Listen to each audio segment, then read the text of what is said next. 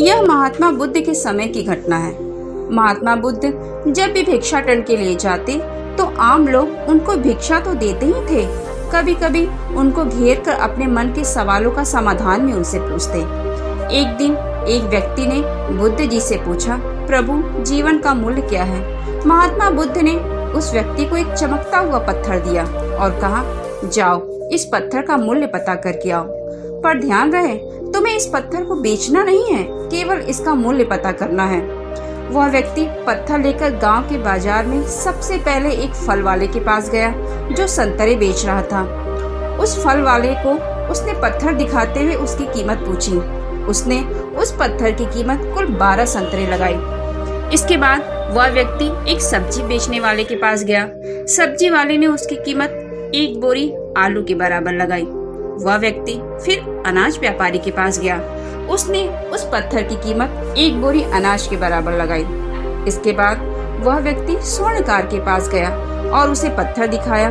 फिर उससे उसका मूल्य पूछा तो स्वर्णकार ने उस पत्थर को देखते हुए कहा, 50 लाख रुपए में मुझे इस पत्थर को बेच दो। उस व्यक्ति ने स्वर्णकार को मना कर दिया तो स्वर्णकार ने फिर कहा, भाई 2 करोड़ रुपए में दे दो या तुम ही बता दो इसकी कीमत तुम क्या लोगे? उस आदमी ने स्वर्णकार से कहा, मेरे गुरु ने इस पत्थर को बेचने से मना किया है। इसके बाद वह व्यक्ति हीरे के एक जौहरी के पास गया। जौहरी ने उस पत्थर को देखा। उसने उसे रूबी के रूप में पहचाना। उसने उस पत्थर के सामने एक लाल कपड़ा बिछाया और उस बेशकीमती रूबी की एक परिक्रमा लगाई, माथा टेका। फिर जौहरी ने उस व्यक्ति से पूछा, कहाँ से लाए हो ये भाई बेशकीमती रूबी? सारी कायनात या सारी दुनिया बेचकर भी इस अनमोल पत्थर की कीमत नहीं लगाई जा सकती है। वह व्यक्ति हक्का बक्का रह गया। फिर वह सीधे महात्मा बुद्ध के पास गया और पैरों के पास दोनों हाथ को जोड़कर बैठ गया। उसने उन्हें पूरी कहानी बुद्ध जी को सुनाई और बोला, प्रभु अब आप ही बताओ मानवीय जीवन का मूल्य क्या है?